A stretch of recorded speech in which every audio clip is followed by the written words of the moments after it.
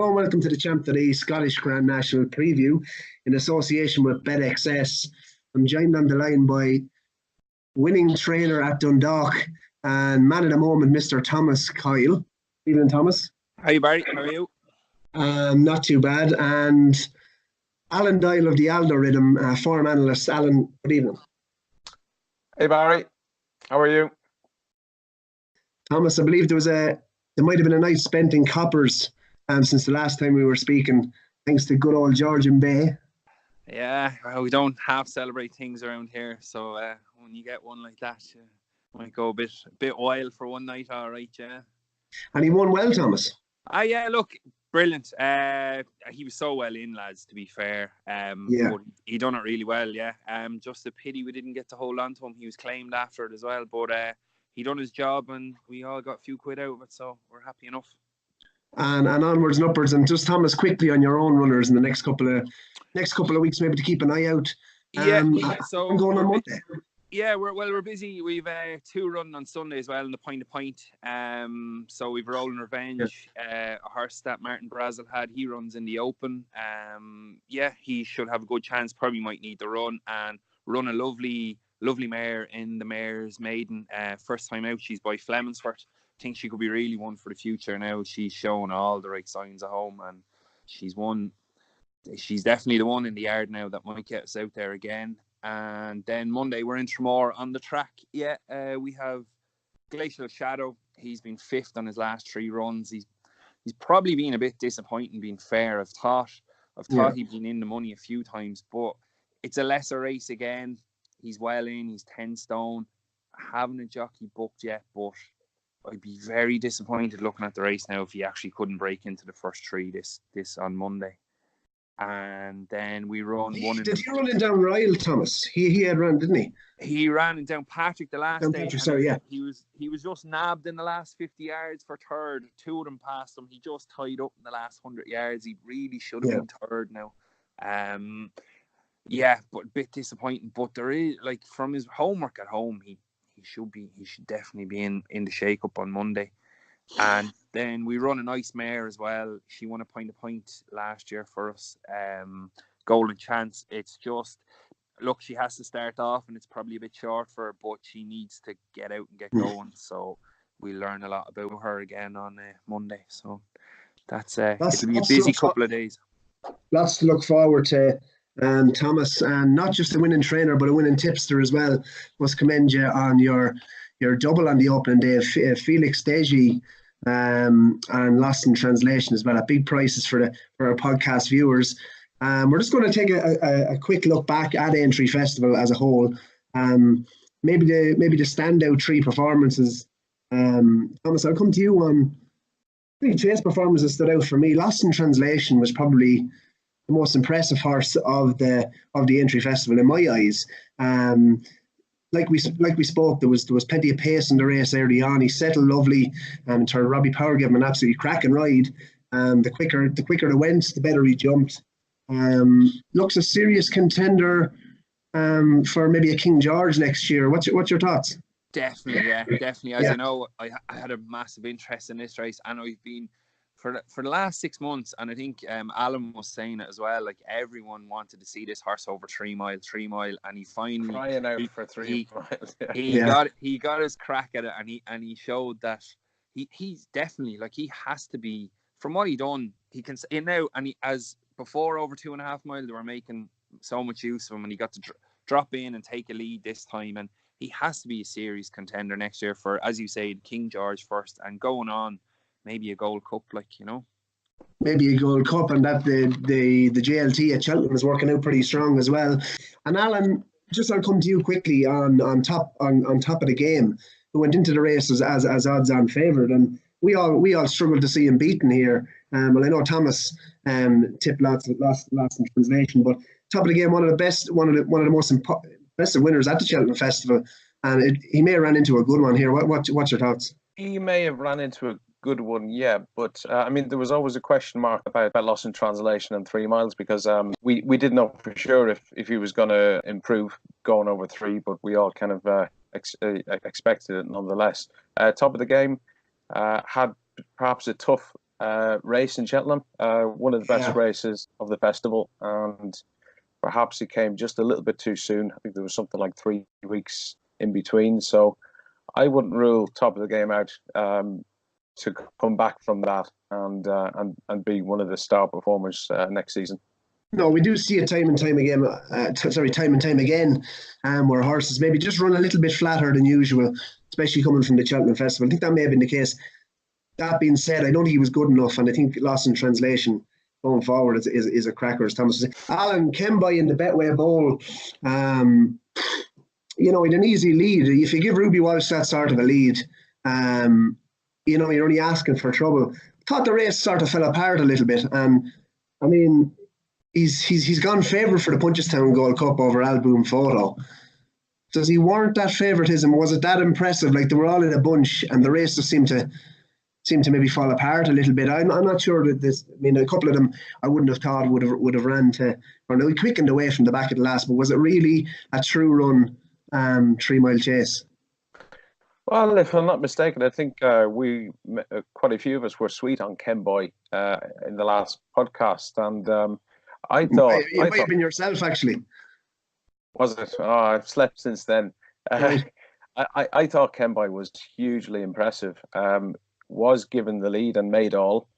But I think that Ruby Walsh and Willie Mullins, they must have sussed out very early that that was the way to ride Aintree during the week, and yeah, nobody could touch him, and I thought it was super impressive. I mean, if you go back to the Gold Cup, Alboom Photo was he not the third string of the Willie Mullins three?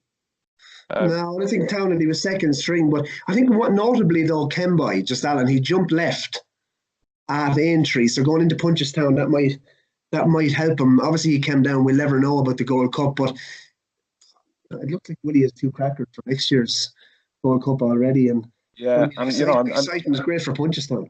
I'm delighted for Kemby because if I'm not mistaken, Kemby was on his way over to the Ladbrokes Trophy.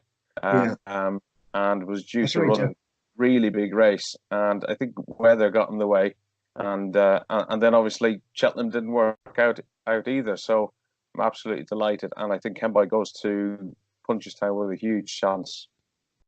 And who would you favour of the two going into Punchestown?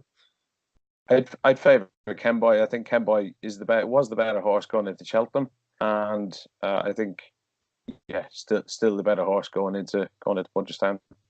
Thomas Kemby. Yeah, very impressive. But Ruby, bit of a masterclass from the front, wasn't he? I thought he got a soft lead. Yeah, but look, if you get them, you take them, and that's what he did. That's why he's Ruby Walsh, and we're sitting here talking about it. Well, massive for the 3 mile chase division in this country, and especially if these two shape up. I'm not saying they're the next Denman and Cato, but maybe they're the nearest we've seen. Maybe they might be the nearest we've seen in this country. Two horses from the same stable, going hammer and tongs. Yeah, definitely. And we have struggled in the last few years in this, and we have been in the twilight of Denman and Cato and horses like that, and Native Rivers, and we haven't really had, like, we've never had as strong as the two horses now, and they should be around for a while, hopefully. Yeah, absolutely. And Thomas, I'll just come to you on Min. Just I thought he was wired to the moon. The 2 ears were flapping. I would have said, listen, again, I'm not trying to make big statements, but it almost reminded me of Vetour, the way he just bounced out again. Ruby, you could say he might have got a soft lead again. There was nothing that could go at him, though. He was just literally relentless from the front. Yeah. 2.5 miles. 2.5 miles. Look, you can draw a line through the Cheltenham run. Like if you look at that race, the race tactics, they got it completely wrong. Again, it was on softer ground. 2.5 miles good ground. I think that might be the key to this lad. Yeah, definitely. And I think that was only the second time I think he's run over it, wasn't it? Because I heard an interview with Rich Ritchie where he said they didn't know, was he going to be a 2 mile or a 3 mile, but that was the second time I think over 2.5, and both times he's won. So it's probably his optimum trip, and he was seen to his strong point in Aintree at it, wasn't he? Yeah, no, he was absolutely. I mean, he ran over the distance, of course, at Leopardstown, but yeah, no, I just thought it was a big step forward for Min, and I'd be very interested in him next year on that type of ground. He'll probably more likely go for the Ryanair, so then like he'll be staying away from. That's where I would have ran him this year anyway. Yeah. Just quickly on Tiger Roll, lads. I don't know who wants to jump in here first. He's parading in Youghal, I believe, in the coming days. Davy Russell, 2 Grand Nationals. He's a serious story, lads. And how much racing fans were born last Saturday when Tiger Roll won back-to-back Grand Nationals. I've never seen nothing like it in the sport. Who's an opinion on this? Well, it's not often that I shed a tear watching a horse race, and I actually did at the end of that. It was just special. I mean, you cried, did you? I did. I shed a small tear. Your father would be ashamed of you. Did you cry at your wedding, lad? No comment. But I wasn't even watching Tiger Roll going around. You were too busy. You probably went for a cup of tea after Vintage Clouds fell at the first. Oh, stop it. Jeez, I think it was... I was sick after that. Yeah. But no, Tiger Roll was absolutely fantastic. And, you know, I don't think anybody... nobody could have him at the price. And I think everyone was saying the same thing. But, you know, he won like a 4-1 shot. He won like a 2-1 shot. And you know, it wasn't something that, it doesn't matter if you had money on Tiger Roll or not. It was so much bigger than that for a horse like that to win 2 Grand Nationals. And you know what? Who knows? Could he go back and win a third? That would just be absolutely icing on the cake, and it would just go down in history as one of the greatest horse racing stories of all time. Yeah, Tom, probably the greatest, Alan, I would think. Tom. Yeah, Michael O'Leary, would you believe him when he says he won't go for the race? That's what I heard today as well. They were saying that maybe Cheltenham next year might be his last, but you can't deny a horse like that the chance to be exactly like realistically you can't deny a horse like that loves the game so much. Like you could see Davy Russell 3-4 out taking a pull and he head getting lower and he just wanted to run and run. It was phenomenal. It was unbelievable to watch, and it's like we're lucky to be in an era that we have him, because like Red Rum was a bit before our time, and yeah, like just awesome. He literally has he must have the biggest heart inside, but he just phenomenal, and fair play to be fair, what a training achievement. Like to get him back to do what he's done for 2 years is just incredible for a horse at that size and that stature to be able to run around there and jump all them fences, and just brilliant. I think he's actually on the late tonight, the horse. You're having a laugh, are you? No, I'm pretty sure he's on the late show. Yeah, I've seen Keith Donoghue leading him up, is he? I've seen Snapchats and Instagram posts. Yeah, he's definitely in RTE tonight, so he is. Yeah, credit goes to Keith. I mean, he's done an awful lot of work with the horses behind closed doors. Here, look, you can congratulate everyone. At the end of the day, this is a bit of a freak. I mean, he comes to the elbow on the bridle, and the last horse I can remember was Hedge Hunter. To win a national as impressive, but this one to win back to back. A couple of nervy moments when he pecked on Landon a couple of times there. Was it the third and fourth last? Yeah, but I mentioned to the Aldorythem. The Aldorythem, of course, had him in the top 5, and also Walk in the Mill as well. So we'll let you talk a little bit more about the Aldorythem. We'll come on to Ayr, lads. We're going to preview the Scottish Champion Hurdle and the Scottish Grand National. Tom, Ayr, what type of a horse do you need to win around Ayr? What type of track is it? I mean, look, to be fair to Ayr, like the best horse is going to win. It's a massive galloping track. I was lucky enough to be there a few years ago on Scottish National Day. It's a lovely track, and it's as fair as you can get. the home straight must be nearly half a mile. I think there's 5 fences up the home straight, 4 or 5 fences. So to be fair, the best horse usually wins in air. So it's an uncomplicated kind of track. The horse that's the best handicap, do you think will win the Scottish Champion Hurdle, is it? Oh, well, if you can find them. If you can find one them, out yeah. of them, yeah. Alan, who is Yeah. the best handicapped horse in the race, and what's the Aldorythm showing up for this? What's your own thoughts? And 5-year-olds, I think in particular, have a good record in it. Yeah, that's right, Barry. 5-year-olds. I think 4 of the last 8 winners of the Champion Hurdle have been 5-year-olds. So that's a decent record for, I guess, unexposed types. Interestingly enough, as well, only 2 of the last 12 winners had won in Grade 1 to 3 company, as well. So I think it's a difficult one to work out, but on the basis that only 2 or 12 had won in Grade 1 to 3 company, I think there's got to be a question mark over Verdana Blue and Mr. Fisher. Although Verdana Blue does have a good claimer on board, claiming 7 in Conor Brace, so that should help the mare's chances. In terms of the Aldorythm, who's coming up? Alan, just very quickly, the Aldorythm, for people who wouldn't have watched last week, is a race predicting software that you're developing currently, and it's showing some good results. Yeah, it's as we said before, it's still work in progress, but it basically takes statistics from each horse's form, and it works out a bit of a formula based on things like the in places going, draw bias if it's flat, course form or similar course form, distance, the age of the horse, and whether it's potentially unexposed and an improving type, recent form, race fitness based on its last time out, speed figures, whether it's reasonably handicapped potentially or not, and also trainer and jockey form. So it kind of just takes all of those factors into account. It's nothing new really, but I think the good thing about what I'm doing is I'm trying to get the computer to do all the work for me. So it's kind of trawling through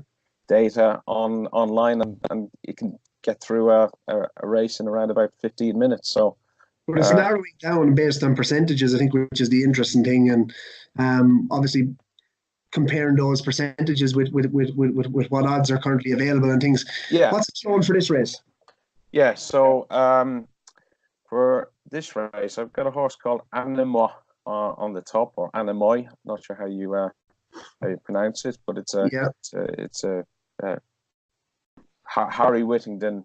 Harry Whittington is the trainer. It's got a good jockey on board tomorrow, and Gavin Sheehan. Both of them are on. They're in flying form at the moment. Second is Captain Warrette, Sue Smith, who won the race last year, and Alan King and Dino Velvet in third, and Malaya in fourth, with Paul Nichols. And it's a fairly tight bet and heat from my calculations, with those 4 ranging from 7.5% to 8.8%. Between the 4, I think the value there is in Animoy or Animo, the 5-year-old, and I think what's the most interesting thing about Animoy? He's had a wind up just recently. Won a couple of races back end of last year, but was third in January and third in February. In January was third in a listed novice hurdle in Cheltenham, and again third in a competitive handicap hurdle in Taunton. Since then has had a wind up. Now, I don't, looking back at the way that horse has been ridden, I think it's a quirky enough type, not really straightforward to ride, and I think it has to be ridden either closer to the pace or to take a lead And I think in doing so, we should see we should see a better Anamai tomorrow. And I'm pretty sweet on the horse, and looking at how he's come up on the Aldorythem, green in every single box. So it's ticking a lot of boxes, and the 5-year-old statistic supports that also. Yeah, interesting wind up. I mean, he's not a slow horse either, Alan. I mean, I just watched his bumper actually. I watched his bumper. He won a bumper over 1 mile, 1.5 mile on a sharp enough track. He was ridden closer to the pace that day and quickened off it. Also, his first win over hurdles was a bit of a farce as well. I can see your logic on him. He ticks a lot of boxes. Thomas, he's not a slow horse, Barry, but Harry Whittington brought him from 2 mile and took him up to 2.5 mile, and thought the horse would be suited more at that trip, but then took the horse back down to 2 miles. So I think there is a question mark nonetheless. So but a turn of foot, and I would think you're probably right in that. If he is ridden with prominence in the race, he might. He's going to have a better chance that way than being held up and having to quicken off. Perfect. Thomas, the Irish Angle, Pearl of the West, was the winner at Cheltenham earlier on. She was well back during the week for John McConnell. Thoughts on her? Yeah, no, definitely. She definitely has to have a chance. She's very, very consistent mare. If you look back at her form figures, there's 1s and 2s nearly everywhere. Hasn't run since she won in Cheltenham. She bet Radishan over hurdles. She had a nice pipe opener in Dundalk there at the end of March. And I think one of the girls out of the yard, a young 10-pound claimer, would have ridden her. She was second to a real informed horse in Dundalk and Old Meads. She's Diesel. So the only thing is, as I was saying, the weights have turned around with Radishan. She was getting a stone and 1 off her the last time for 3.5 lengths. I think it's down to 10 pounds. So there's a 6 pound swing there. So it will be closer with Radishan. But for a mare that's so consistent, you could do worse now than having a few bob each way in her. So yeah, Pearl of the West. Form of the horses that I like in the race is Radishan, who was my 2018 Cheltenham banker, a 5-1 for the Triumph Hurdle. Since been bought by Cheveley Park, and flat campaign again. Alan ticks that box for 5-year-olds in the race. Alan King runs 2 in here. You obviously like Dino Velvet, but I just think he might be on a nice mark, and coming in here he will be fit. And I think that again, good ground is key to this lad. Pearl of the West, I don't think, obviously, he didn't run well at Cheltenham last year in the Triumph, and his run behind Pearl of the West, I wouldn't be reading too much into that earlier in the season. I'd say this has been the plan for him late in the season, spring festivals, targeting handicaps with him, and I think he jumps well as well. So he'll lie up at the pace, and I think he jumps well. And another horse, obviously, the interesting one in here is Mr. Fisher, who wouldn't interest me at the type of price he is now. Very well backed into favouritism with Betxs.ie. He's now 4-1. I think he was 10-1 earlier in the week, but wouldn't be surprised to see him run a huge race here. Again, 5-year-old novice Nicky Henderson, higher in the weights. But Radishan, for me, I think has solid claims in this one. Moving on, lads, to the big one, the Scottish Grand National. Alan, one of my all-time favourite horses in here was Vicente. Back-to-back Grand Nationals, Scottish Grand Nationals in 17 and 18, and I actually backed them for both years in a row. Trevor Hemmings owned the horse the second year he won it. You liked Vintage Clouds for the Aintree Grand National. Same owner. Likes to target these sort of races. Ran a huge race at Cheltenham. Is he still high on your list for this one? And what's the Aldorythem saying? Thanks for reminding me twice about Vintage Clouds in the National, Barry. Listen, there's not. I just know you did. You were sweet enough on him. His chances. Yeah, I was. But I watched that one jump a couple of times, and no, Vintage Clouds is quite would you say a slower jumper or quite elaborate over its jumps? And no, you know, We ran a I big think race in Cheltenham now, to be fair. yeah, he did. Maybe doesn't win as much as you would expect a horse like Vintage Clouds to win. Hasn't got a great winning record. Anything can happen in a national, of course. I would veer away from a number of the runners in the top kind of 5 or 6 in this field, on the basis that 0 out of 36 with runners with official rating of 147 or more have gone on to win this race. So that knocks out a few out of my calculations straight away. One being Beware the Bear, who's won the Ultima, beating Vintage Clouds by length. Sizen Cadalco, who was pulled up in the Ultima for the second year running. Vintage Clouds, who obviously fell in the national.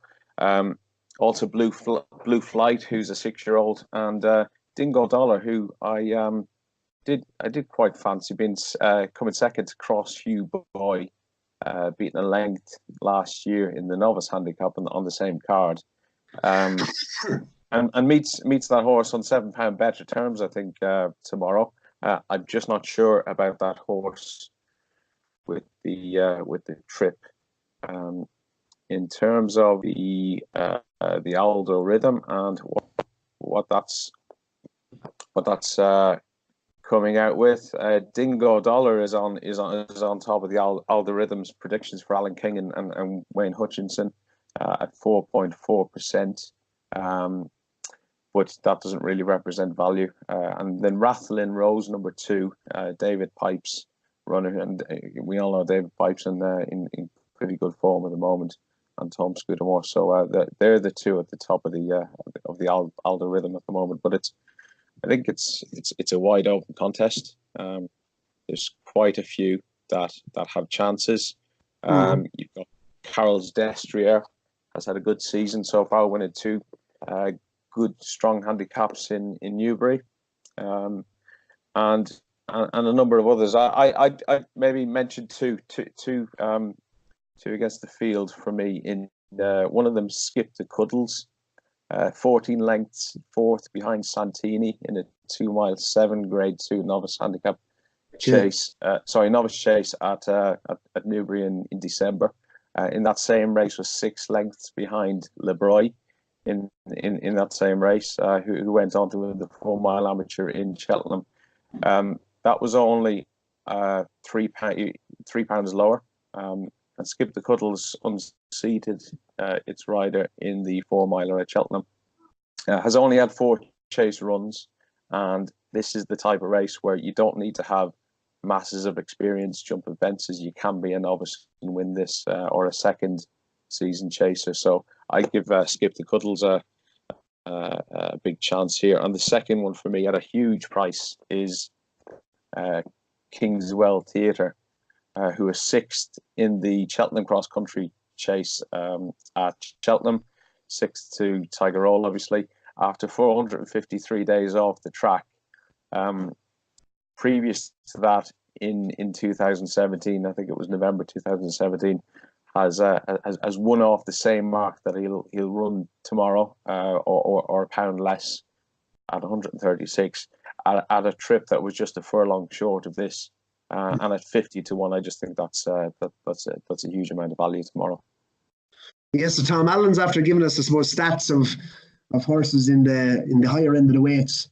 Again, here's just another one that I noted earlier. 11 of the last 20 winners of the race have been between the weight range of 10 stone and 10 stone 6. Well, the one I'm hoping you're going to back me up that one of your selections is going to be within that weight range.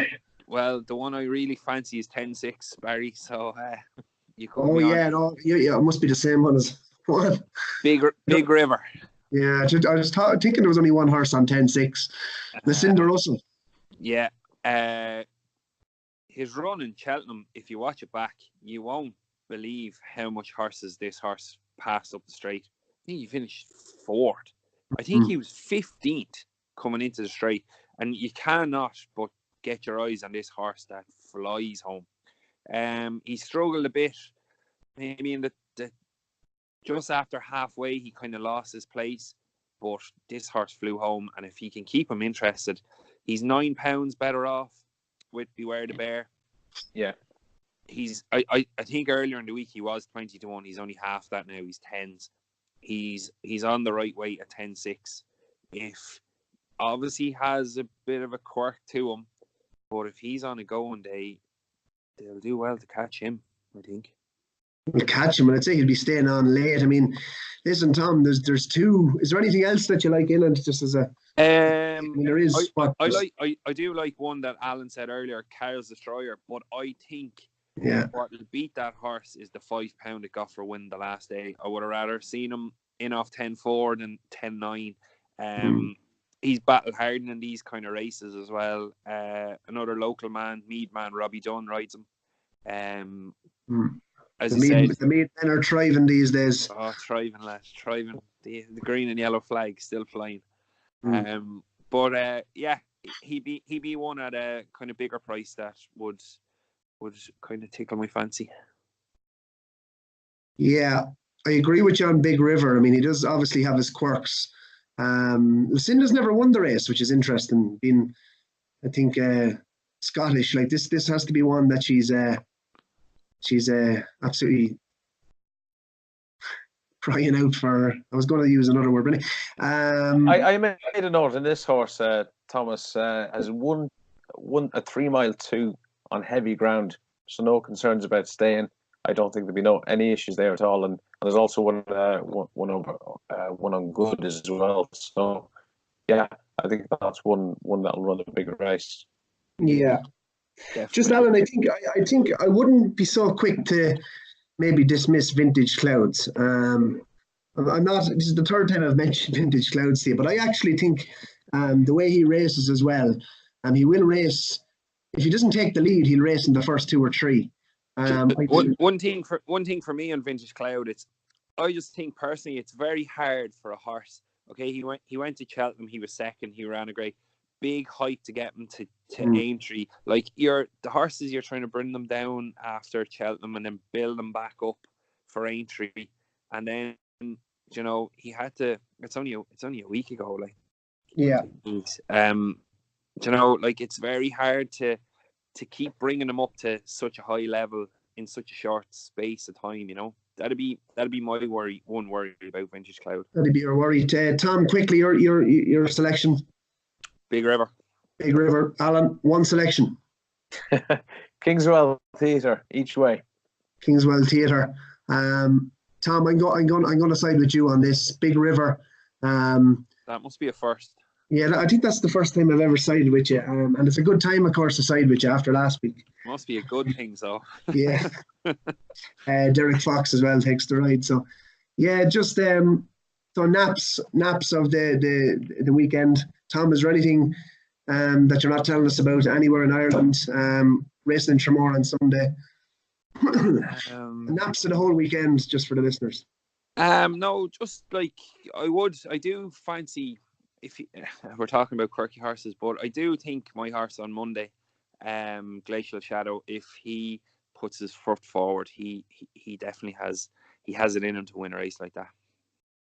Alan, nap of the weekend. I'll nap Anamai. Oh, 25 to 1. Still 25 to 1 available. He is slightly blue boxing. Well, I think it's the value. So yeah, Anamai for me. Anamai, yeah, Radishan, I think he'll run a huge race in the Scottish Champion Hurdle. I think he's a great bet there at 8 to 1. So that'll be my selection of the weekend. Yeah, okay, yeah. So that wraps up our air preview, and let's hope we'll have more winners, provide more winners on the podcast for you. Look forward to next week, of course, with Fairy House as well. Special guest as well, Rachel Blackmore will be on the podcast for the very first time. Just want to thank the lads again for coming on. Thanks, Thomas, for your time. Thanks, Barry. See you, lads. More winners, and Alan of the Aldorythem. Thanks very much, Alan. All the best, Barry. Thank you.